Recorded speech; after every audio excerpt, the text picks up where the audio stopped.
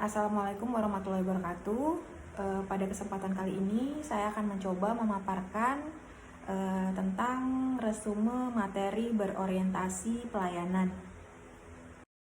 Perkenalkan, nama saya Ferdiana Nur Safitri, peserta pelatihan dasar calon pegawai negeri sipil pemerintah Provinsi Sulawesi Selatan tahun anggaran 2023, angkatan 7, kelompok 1, nomor daftar hadir 17. Di slide selanjutnya dapat kita lihat 5 prioritas kerja Kabinet Indonesia Maju periode 2019 sampai dengan 2024. 5 prioritas kerja tersebut pada penerapannya dilakukan secara paralel untuk setiap program kerjanya, akan tetapi tujuan utamanya adalah untuk memperbaiki kualitas pelayanan pemerintah yang berkelas dunia dan memberikan pelayanan prima kepada masyarakat. Mindset kuno yang sebagian dimiliki oleh ASN selama ini adalah ASN merupakan pekerjaan yang aman, memiliki jaminan seumur hidup hingga pensiun, dan organisasinya tidak akan bubar. Sehingga yang secara tidak sadar yang kita lakukan adalah bekerja secukupnya, tidak perlu bersusah payah dan terlalu ngoyo. Dan ada pula ASN yang melakukan pekerjaannya hanya sebagai sampingan untuk menambah koneksi saja, sehingga yang didapat adalah ASN yang tidak profesional. Perubahan mindset ASN sangat dibutuhkan untuk nantinya akan kita dapatkan birokrasi yang profesional dan melayani menuju birokrasi berkelas dunia di tahun 2024. Untuk menghadapi transformasi manajemen ASN tersebut, kita akan menghadapi berbagai macam tantangan dunia yang semakin VUCA. Oleh karena itu, dibutuhkan SDM handal, strategi dan langkah konkret, dan didukung oleh regulasi yang memadai. Satu lagi faktor yang menentukan adalah kinerja ASN yang profesional. Penguatan budaya kerja dan employer branding ini sendiri merupakan salah satu kebijakan dan strategi penyederhanaan birokrasi menuju pelayanan publik prima, birokrasi berkelas dunia. Employer branding ini sendiri diharapkan nantinya akan menghasilkan kinerja yang mendukung pencapaian tujuan organisasi dan memberikan pelayanan prima kepada masyarakat. Dari sisi talent atau ASN-nya itu sendiri, adanya rasa bangga untuk berkontribusi dalam melayani bangsa, serta terbukanya kesempatan untuk mengembangkan diri dan mengembangkan karir seluas-luasnya. Berdasarkan surat edaran Menteri Pendayagunaan Aparatur Negara nomor 20 tahun 2021 tentang implementasi core values dan employer branding ASN, pemerintah meluncurkan core values dan employer branding ASN. Employer branding untuk ASN sendiri kita dapat lihat di slide sebelumnya, yaitu bangga melayani bangsa. Sedangkan untuk core values ASN terdiri dari 7. Kita kenal dengan berakhlak, singkatan dari berorientasi pelayanan, akuntabel, kompeten, harmonis, loyal, adaptif, dan kolaboratif.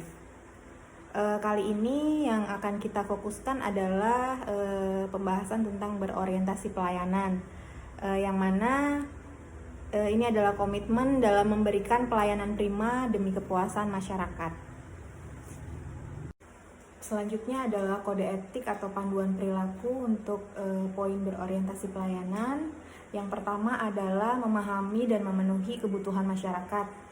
Yang kedua adalah ramah, cekatan, solutif, dan dapat diandalkan. Yang ketiga adalah melakukan perbaikan tiada henti. Fungsi dan tugas ASN berdasarkan Undang-Undang Nomor 5 Tahun 2014. Yang pertama adalah sebagai pelaksana kebijakan publik, yang mana ASN ini adalah melaksanakan kebijakan publik yang dibuat oleh pejabat pembina kepegawaian sesuai dengan ketentuan dan peraturan perundangan yang berlaku. Yang kedua adalah sebagai pelayan publik, yang mana ASN ini memberikan pelayanan publik yang profesional dan berkualitas. Yang ketiga adalah sebagai perekat dan pemersatu bangsa.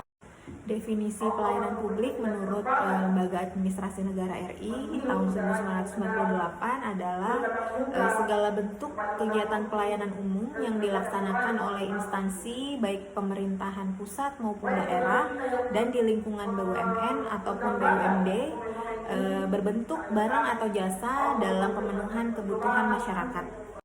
Dalam penyelenggaraan pelayanan publik, unsur-unsur penting yang harus ada adalah yang pertama ASN sebagai penyelenggara, yang kedua masyarakat sebagai penerima layanan, yang ketiga adalah kepuasan masyarakat atau pelanggan.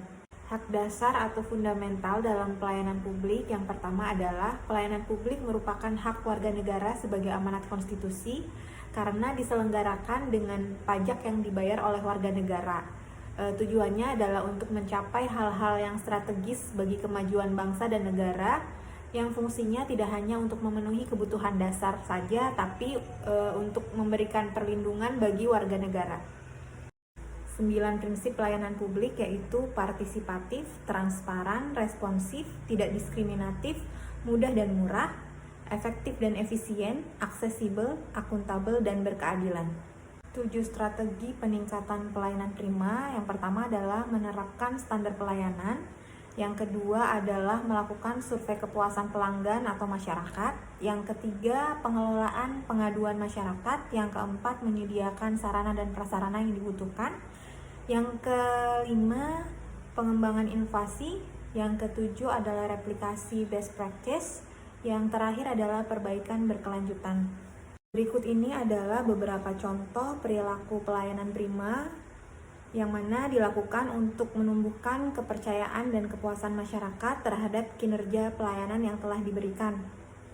Masyarakat dapat turut serta dalam peningkatan layanan prima dengan cara yang pertama adalah